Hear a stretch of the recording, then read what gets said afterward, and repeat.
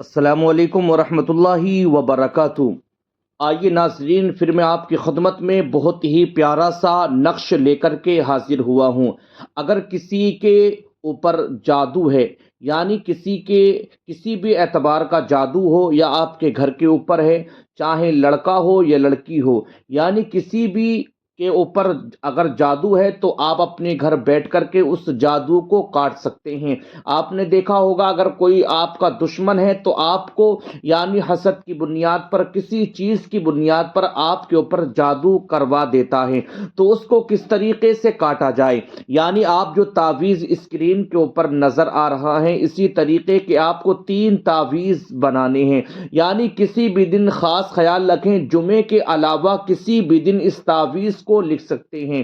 یعنی جس طریقے سے اسکرین کے اوپر آپ کو جو تعویذ نظر آ رہا ہے، اسی طریقے کے 3 تعویذ آپ کو بنانے ہیں۔